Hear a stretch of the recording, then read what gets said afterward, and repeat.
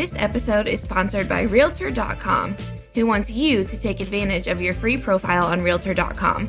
By claiming and completing your free profile, adding a photo, and all of the information that puts you head and shoulders above the competition, you're on your way to receiving free leads, helping search engines find you, and staying top of mind with past clients. To learn more about claiming your free profile, go to Realtor.com/profile.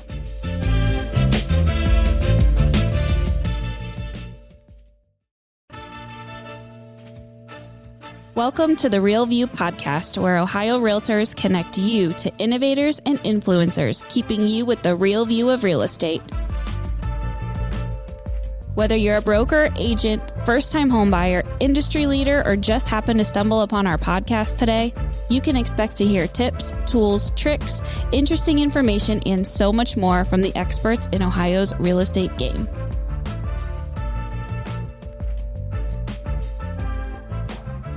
Hi, everyone. Welcome back to the Real View podcast. I'm your host, Allison Wiley. Joining me today is our very special guest. He is the 2023 Ohio Realtors Realtor of the Year from Columbus, Ohio, Michael Jones. Welcome onto the show and congratulations on your achievement. Thank you, Allison. Thank you very much for having me. And I'm certainly honored to be the Realtor of the Year for Ohio Realtors.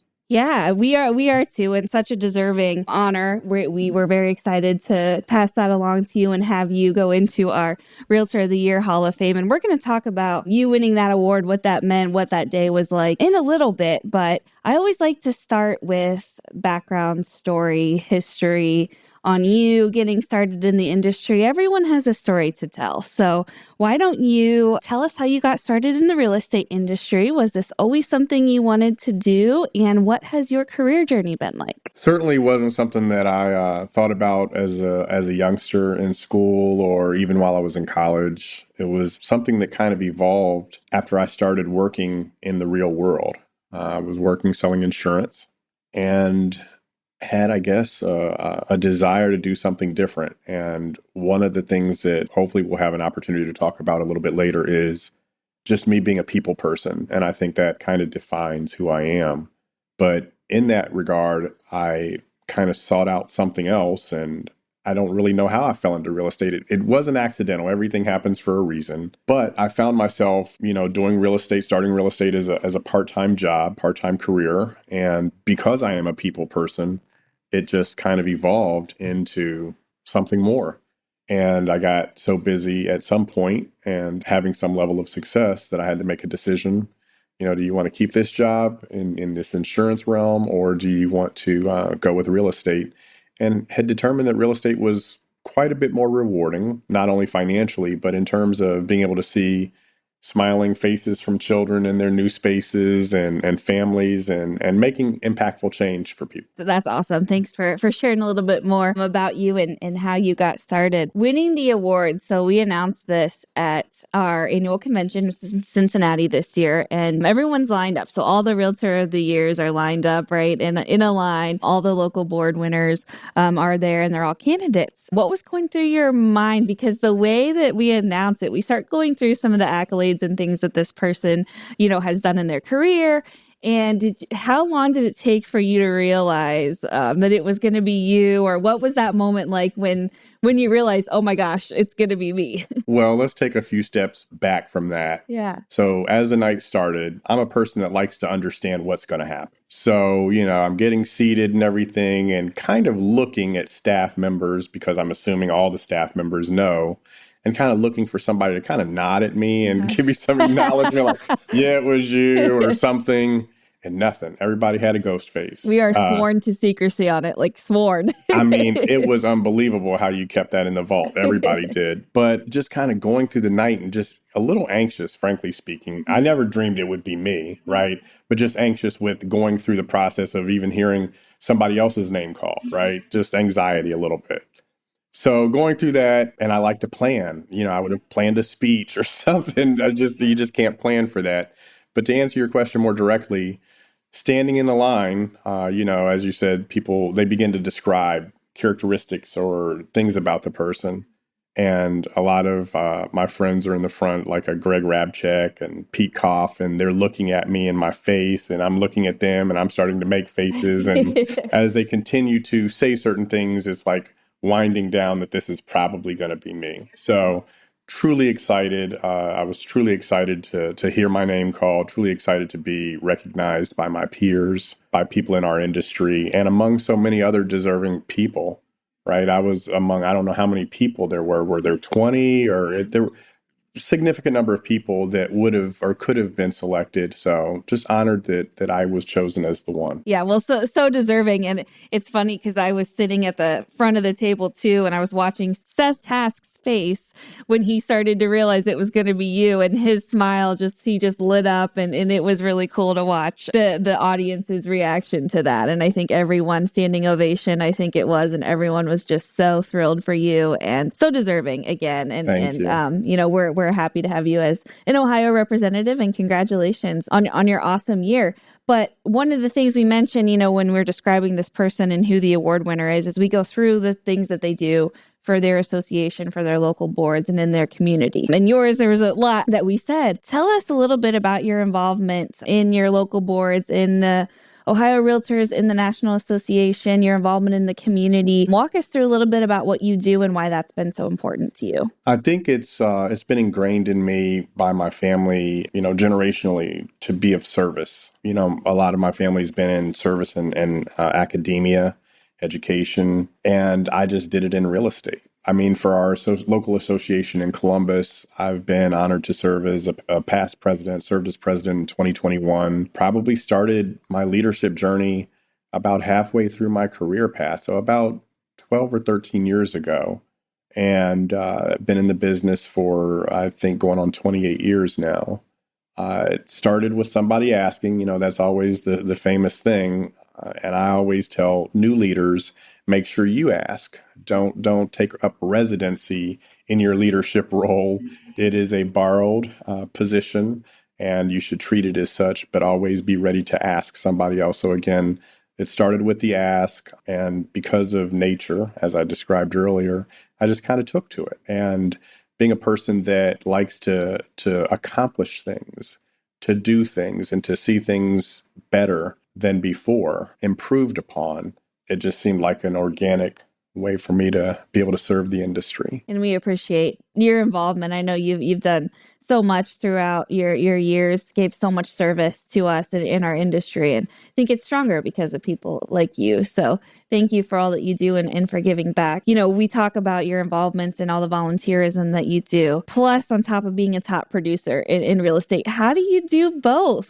How do you make that work? What's that secret recipe so that you're succeeding in your volunteerism and finding time to give back, but also still, being a business owner and selling real estate and being a realtor? How do you balance those two?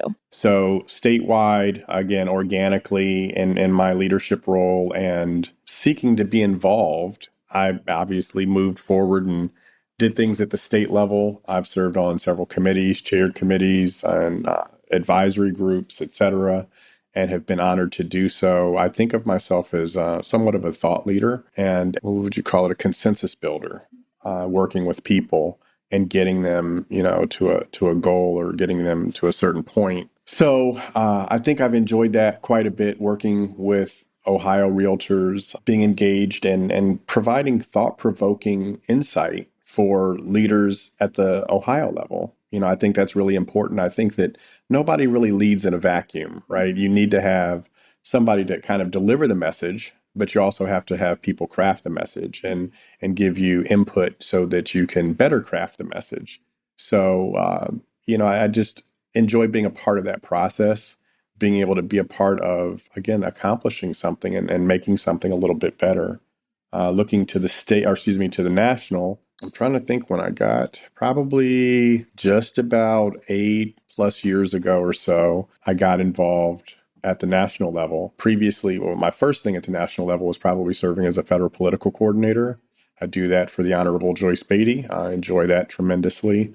I actually refer to my role as a real estate policy advisor. Oh, I like that. I did that because when she got into office, she told her staff, she said, anything that comes up dealing with real estate. You make sure you reach out to Michael. And it was very interesting because she was new and they didn't even know who I was, right? I'm just this guy from Columbus and they're wondering, well, who's this guy that she's talking about? We have to reach out to him to understand or to get input from him.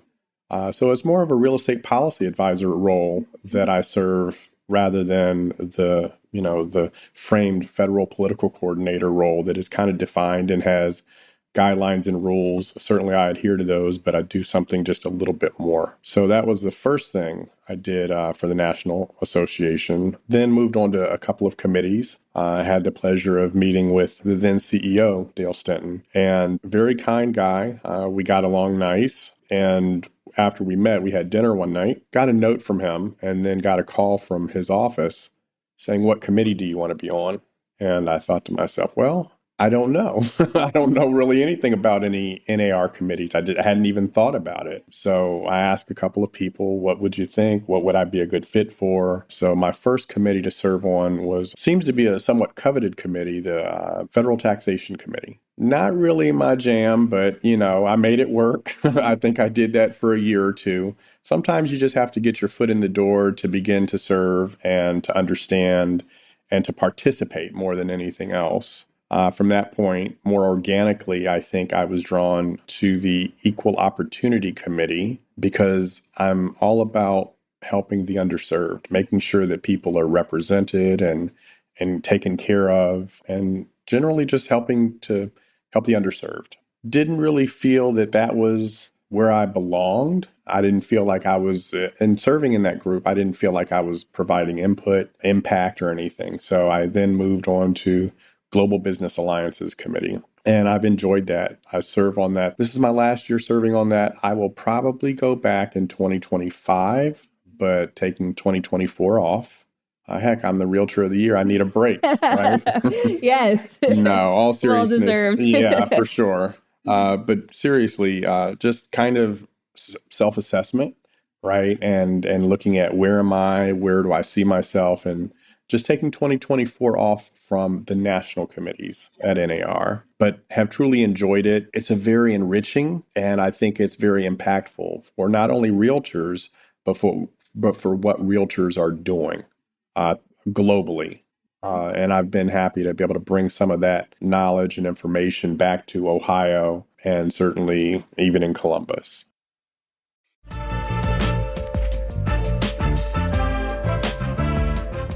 This episode of The Real View is brought to you by the Ohio Association of Community Colleges.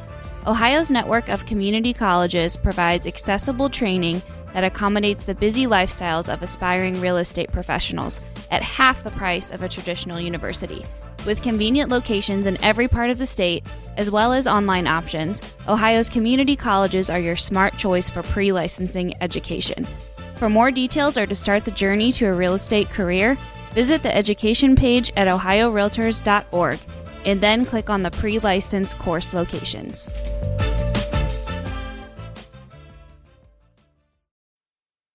You make a great case for why people should get involved in the value, that it brings to not only you and your development, but to your association, to your communities. You just gain so much insight and knowledge into things that are happening, beyond our borders, beyond our city limits. And it just really opens your eyes to so much more that I don't know that you would get in doing anything else. So I agree. Yeah. I think that's really the great thing about being involved in being on those committees. So I want to go back to how you find time to do it all. And it sounds like 2024 is going to be a break from that, which is well-deserved and totally understandable. But how do you balance all of that? Be serving on all of these different communities or committees, being involved in your community and running your business. I mean, how do you balance that? To be clear, 2024 will not be a break. Yeah. 2024 will be a break from a national NAR committee. Yes. But 2024, to answer your question more specifically, it's not easy, but it is. You find time for anything that you want to do. And if you enjoy what you're doing, it's not really burdensome. If you're good at what you're doing, it's not really burdensome. So although it seems like a lot, and although it probably is an actual lot, it doesn't feel burdensome. Serving as Columbus Realtors president in 2021 was very interesting because it was amid COVID, amid some other things that were taking place in Central Ohio. So it wasn't a very normal, if you will, time to serve. And during that time, we actually probably had to do more to serve to accommodate for, access and communication and all of those different things that you would normally have a prescribed way of doing. But now we no longer have these in-person opportunities, and you still have to do all of these same things. So how do you do it? Like, for example, our President's Ball that year, it was all via Zoom. Yep. And I mean, it was, our current CEO, Brent Swander, did an amazing job making sure that everything was set up so that we could have a fantastic presentation for all of the award winners, all of the new inductees as leaders. It was amazing, but it was a lot of effort, right? A lot went into that. So I'm grateful that everybody participated in that, but it was a lot, but it didn't feel burdensome, right? And I think that's the distinction. And I think there's a saying to that. If you enjoy what you do, you never work a day in your life. And I've always felt that way about real estate, and no different in leadership, I don't think so. Yeah, no, that's a really great perspective to have. I think just how you approach things and your mindset to it. It's not necessarily like, oh my gosh, this is so overwhelming. I'm on 10 different committees and I have to go, list a house and sell, and be in closing meetings and all that. But it's your approach to it, and you make time for the things that you care about and that you want to do. And I think that, breaking it down like that doesn't make it seem so overwhelming as it might seem if you look at it from an outside lens. And my undiagnosed ADD probably needing to do 1,000 things at one time. I'm surprised I'm sitting here still now and not looking at my phone, checking a message, sending a text. It's because this is such an invigorating conversation. It is, right? and engaging. I love it, Allison. I love it. No, thank you. What in your career are you most proud about or most passionate about or excited about? I know that's a lot to think about. You said 28 years, but if you had to pick what's been, your shining star on top of the Christmas tree, I'm in the holiday season here clearly, but what are you most proud of in your time in the industry? I don't know. As soon as I choose one thing, I'm going to think of something else. You could have multiple answers to that too. It may sound a little corny, but I enjoy just being helpful. I appreciate recognition for being helpful. It's affirmation that what you've done is the right thing. I'm a big believer in people. I'm questioning some people now, not individuals, but just humanity and how we're living. And I don't want to digress too much down that path, but I'm a believer in people. And I believe in supporting people. I believe in providing for the needs of people. And I do that with real estate. I do that when I help somebody buy a house. I do that when I help somebody lease a space in a commercial building. I do that in a number of different ways in my career, but I also do it even at Ohio Realtors. Hopefully, as I started with this, hopefully somebody hears something that's inspirational for them and helps them to take the next step towards leadership, towards, greater production, or whatever it is that they see themselves doing at some point. It's about the people. It's about the people. I can't stress that enough. So being able to be in a leadership role and serve and help folks, very rewarding. And again, the affirmation or confirmation for me that I've done it, through recognition like this, that's what makes me smile. Is that what keeps you motivated too, to keep going through the hard times, through things that come up, especially, the challenges that are facing, our industry and our association? I mean, we all know what's going on. Is that kind of what keeps you motivated and grounded through all of this, is just being there for the people, for making those dreams come true, or what keeps you motivated? So I'm a grandfather of 3 now. Aw, congratulations. Thank you very much. And even my daughter, a lot of colleagues know my daughter because they remember her always being a part of everything that I did throughout my time in real estate. And now I have grandchildren, and now I'm approaching being super comfortable, I should say, being a grandparent. So I'd say it's more for them. It's not a direct impact to them, but everything I can do to improve the space where we live, and I mean, when I say the space, I mean Central Ohio. Everything I can do is an indirect benefit to them, I think.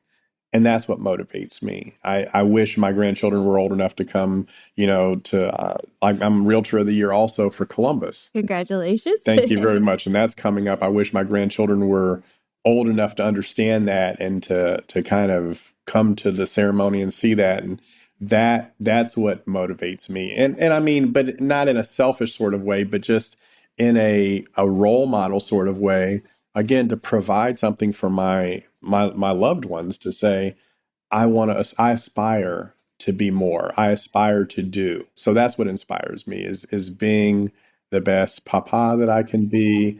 And I'm more driven by that now than, sales production or, anything like that. I am looking to 2024, expanding real estate, doing more land development and commercial real estate, coupling that with what I already do in residential.